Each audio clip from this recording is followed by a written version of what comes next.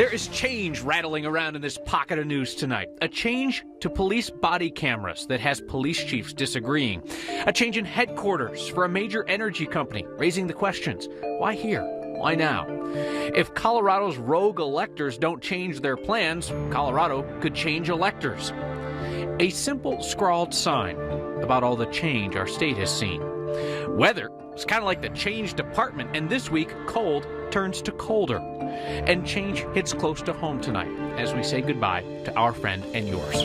All that is next. Police body cameras seem to be the one area of agreement in this time of tension around policing in America. But Greeley's police chief is out this week saying he doesn't want them, that they're not worth the money right now. But right down the road in Evans, their chief disagrees. Our Steve Steger talked to both sides on a new kind of blue line. Evans Police Chief Rick Brandt is singing their praises. What have you seen in the time since you started using them? You know, they've been incredibly invaluable to us. I think some of the greatest value we're seeing is, number one, evidence, of course. I mean, our evidence is stronger. All Evans officers have been using cameras since last year. Since that time, the chief says video evidence has helped expedite court cases. It's softened a bit of tension in the community. They showed this video to the suspect's dad, who was angry about the way his son was treated by cops. After he watched it, the dad realized the cops were being fair. It also shows when officers are in the wrong. This quick video ended with an Evans officer losing his job over use of excessive force. This one helped me make a hard decision and let this officer go. Just up the street in much larger Greeley, those benefits of cameras aren't as clear-cut to Chief Jerry Garner. Kind of like a solution that's in search of a problem. Cops answer calls. Cameras don't answer calls. Garner just told the city council his department does not need the $500,000 investment, at least not right now, because he says there isn't enough distrust in Greeley cops. Cameras are not a panacea. They're not a magic pill. They're not a magic bullet. If you have issues of trust in the community, hanging a camera around a cop's neck aren't going to solve those problems. It's far more complex than that. It's what you do. It's what the police chief does. It's what his officers do on the street. That builds your faith and the trust in the community, not the fact that you have cameras. But Chief, isn't it worth having the extra piece of evidence? You're asking me, is it worth $500,000? And I'm saying at this point, it's not worth $500,000. Reporting for Next in Northern Colorado, I'm Steve Steger. Now, to be clear, Evans Police Chief supports Greeley passing on body cameras. He fought a state law that would have required them statewide. He told us he wants individual departments to decide for now, even though he thinks that universal use is going to happen as jurors demand more video evidence. BP, the energy company, is planting its headquarters in Denver, 200 jobs at a new hub for the company's operations in the lower 48. Now, that news is everywhere today. Next, reached out to the reporter who broke the story for insight into why BP is spending money on a shiny new space here after a rough couple of years for the energy industry.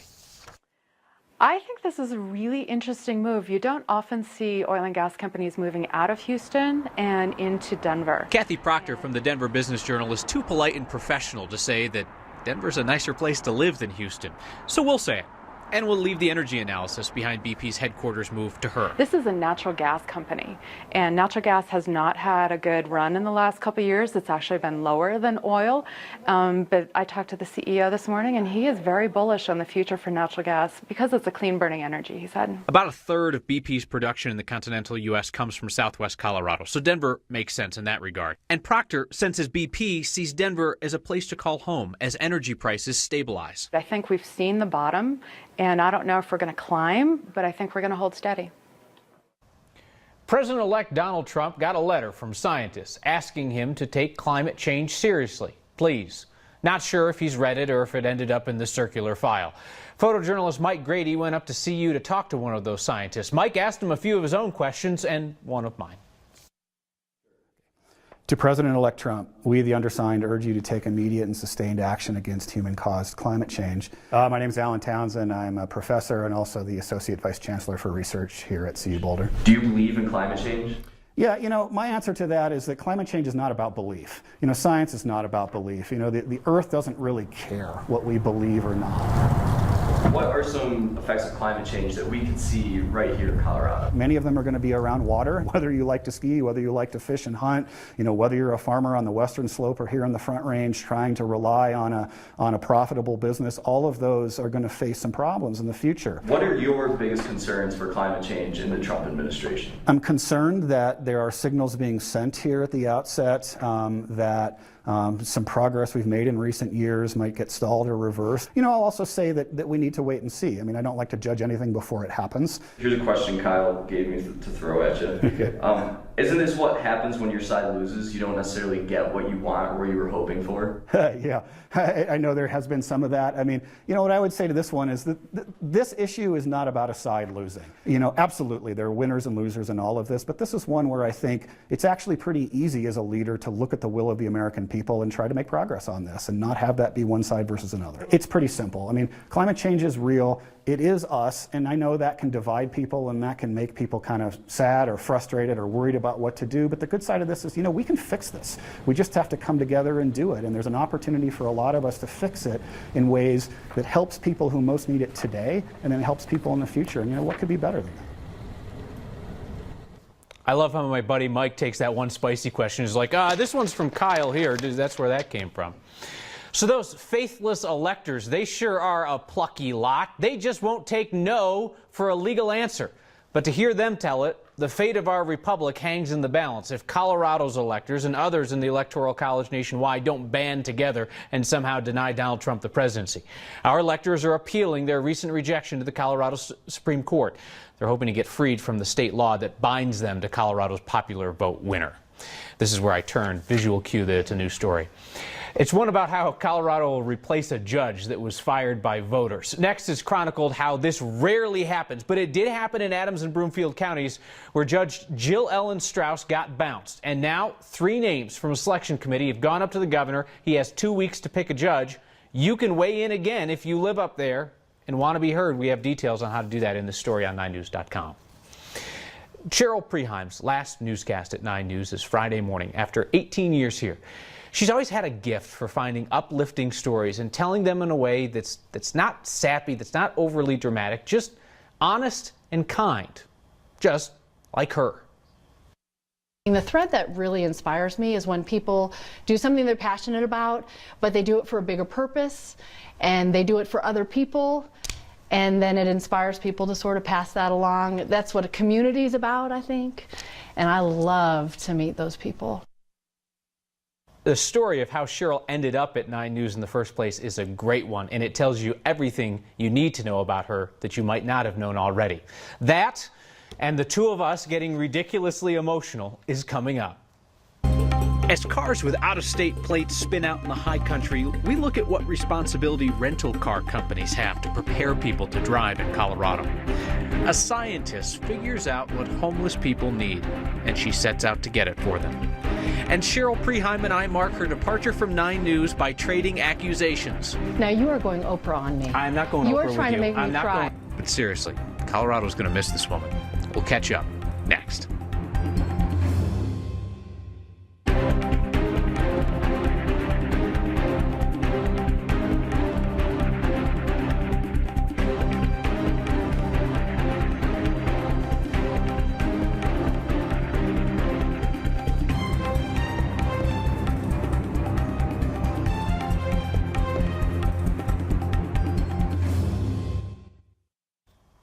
The Denver Outlaws lacrosse team has drafted the last guy you would ever expect, and the first.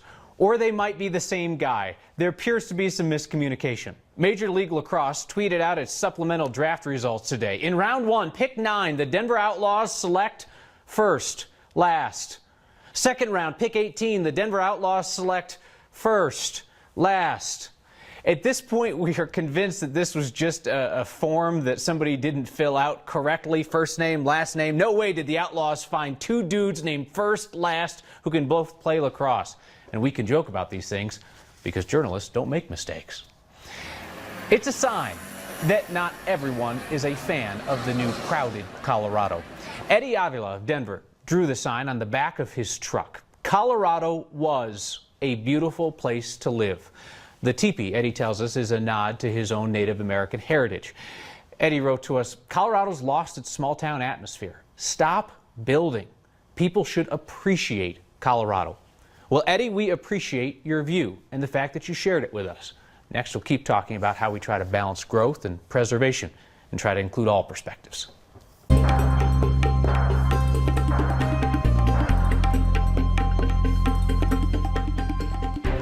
Hard to believe with temperatures in the 20s today, more talk of cold and snow, that winter isn't really officially here yet. The winter solstice doesn't begin until the 21st. I'm meteorologist Kathy Sabin, and temperatures today were colder again. We're on that roller coaster. We'll do 20s today, 50s tomorrow, and then single digits heading into the weekend. That polar jet stream active, pulling moisture in off the Pacific right into the Colorado mountains, where winter weather and travel advisories will go out tomorrow. Already about 5 inches of snow up there today. The snow machine winding down tonight and then just ramping right back up again as the next in a series of low pressure systems approach Colorado. Some of that cold and snow is headed to the metro area, but not until Friday night. So we'll enjoy a lull in the action tomorrow. Lots of sunshine, a bit of wind west of town, decent travel into the high country to get up on those slopes and enjoy all that fresh powder. Tonight will be cold, our low at 13 with partly cloudy skies. That's where we start tomorrow morning at 7-11 when the sun comes up. Almost 60 tomorrow, low 50s on Friday, snow developing Friday night. Right now I've got 2 to 4 inches of snow with midday clearing Saturday, but 9 is your high Saturday. That's our lucky number around here. -9 Saturday night. Sunday for the Broncos game will be cold but dry with daytime highs in the 20s and overnight low temperatures back near 0. So this is either the forest through the trees or the forest for the trees. You decide. Yeah, those promos on 9 News like to say we're everywhere. You know who is everywhere? Cheryl Preheim. All corners of Colorado over the years. Then the Olympic Games, Vancouver, Sochi, and she recently went to Rio. And next, Cheryl is headed to Atlanta. This is her last week at 9 News. We are joined now by a friend of mine, friend of yours, Cheryl Preheim, who is leaving 9 News at the end of this week, Friday morning. After 18 years here, you came to 9 News. Not literally through the back door, but kind of through the back door. How'd the big break happen? Right. It's a total fluke I ever got here in the first place. And by the way, thank you for making me feel old. It's been a long time, hasn't it? Just kidding. Yeah, I was an intern here in college because I love to write and I love to connect with people, and I had no idea, how do you ever make a living doing that? And a friend suggested, well, you should check out 9 News and try to be an intern there. And I was an intern here, and I had a little key card. It was like gold, so I'd come back late at night when no one saw me, and I'd rewrite stories. And I thought, this is pretty neat. It helps me write. I love doing stories about people. And then my internship coordinator referred me to a job at KOA Radio, and that was my first job ever. And then for a time you were working in the mornings at KOA, then here in the afternoons. I'm going to say a lot of things here that Cheryl is going to be uncomfortable with, and this is the first, which is that you outwork everybody that I have ever met in the business. What is the secret to the drive that you have when you're off at the Olympics and you're working God knows how many hours a day or here? Like, what's the motor? Because whoever I get to tell a story about has worked way harder than I ever have. You're the pass-through for their dedication. And all I want is someone to feel like their story was done justice. And I don't want my sleepiness or my feeling like there's something else to do to ever shortchange someone who has opened their heart or their home or their experience or whatever to me. And that's what keeps me going. So your beautiful family is off to a new adventure in Atlanta. You're going to be working for our sister station down there, so I hope that folks will still see you on air from time to time. When the moving truck pulls up and you put the stuff on and you start to pull away from the Front Range, place that you've called home since your college days, what are you going to wish that you could take with you? Now you are going Oprah on me. I'm not going Oprah with you. You are trying to make me I'm not cry. going Oprah with you. Listen, you have chosen to make Colorado your home for a long time, and there are so many people here that are going to miss you dearly, here and out there. But I'm just curious, what is it that you wish you could pack up and take with? The spirit of this community. See? Gotcha. Oh, you answered the question. See? Right there. Right there. It is true. And it might sound corny, but I'm corny. And my husband says I'm a hopeless Pollyanna, and I embrace that fully. But the spirit of this community is amazing. We have been through hard times together, and we've been through great times together. And I mean that in this building and beyond. And I have treasured the time. And I know that people have treasured the time that they have spent with you. You've been a phenomenal friend and a teacher to me and to so many here. We will miss you greatly, and we look forward to seeing what you're up to after this. I forgive you for making me cry. No. We just teared up a little bit. We didn't cry. It's all good. Thanks, Cheryl. Kyle. In the heart of the Anschutz campus, the heart of a university reaches out to the homeless people passing by with something called the Turtle Project. Last night they told us why their stolen car wasn't just any stolen car. It was their lifeline when the lung transplant team calls. Today, a call with good news. That's next.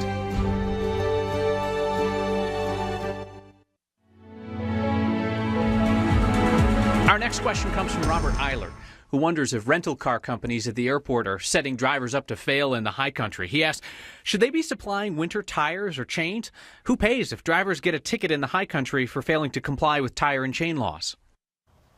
Colorado State Patrol tells us rental car companies are not required to put winter tires on cars that are rented during the winter in Colorado. And if a driver of a rental gets a citation for unsafe tires or violating the chain law, the driver is responsible for paying that ticket. It's all pretty simple. Drivers are responsible legally. Rental car companies are not. So it's all up to the tourists driving the mountains in the snow. I'm sure it'll work out fine. A lot of you have reached out to us to help the couple that we introduced you to last night on Next, and we knew it. You're a generous group. And today, the Denny family was gifted a car. Their car was stolen. They wanted it back just so that they could get to medical appointments and get to what they hope will be an eventual lung transplant when that phone call comes. The family asked us to thank all of you who donated money, all of you who offered your time and transportation. She is not Santa, but she does have a list. She is checking it twice, but she's really not concerned with the whole naughty or nice thing. Dr. Shauna Matthews is a scientist at CU's Anschutz campus. Her gifts are backpacks for the homeless, filled with toiletries and food. Every bag that we put together for the Turtle Project has kind of a core base to it. So that consists mostly of small-sized toiletries, so shampoo, conditioner, soap, lotion, lip balm. Turtle Project was first started in Fargo, North Dakota, and so basically it comes from the fact that people experiencing homelessness carry their homes with them wherever they go. I think a lot of times people going through homelessness can feel invisible, so this is a way for campus to reach out and say, we see you, we want to help. In 2015, I collected 98 bags for donation to Comitis, and so I'm hoping to get up to 200 this year. So I'm collecting through January 15th, and so far I've gotten about 90 donations. I can't really express how good it feels to me to make even the smallest difference in someone's life who might be going through a tough time.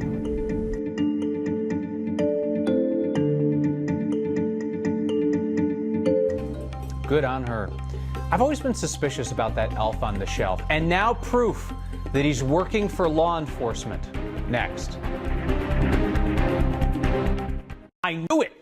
Elf on the shelf isn't just tattling to Santa. The elf's a narc, talking to police, and we found proof today on the Arapahoe County Sheriff's Twitter account. Ella is their elf, and they're posting pictures of her with holiday season reminders. Stuff like, don't leave packages on your porch, be safe while shopping online, close up your curtains while you're not home. Ella's watching, and Ella's telling the cops if we don't do what they say. Your feedback now, and there's a stack of it, about our friend Cheryl Preheim and her departure from 9 News on Friday. Angelique writes, next making me cry. Cheryl Preheim, you will be missed. Becky Cruden writes, she is such a joy. We will all miss Cheryl. Safe trip and great luck. And Tom Kansikis has a message for me. Like the show, hate the jacket tonight. Somewhere out there, a horse is freezing tonight. Come on now, Tom, really? What if I'm the horse? Or just the backside of it? We'll see you next time.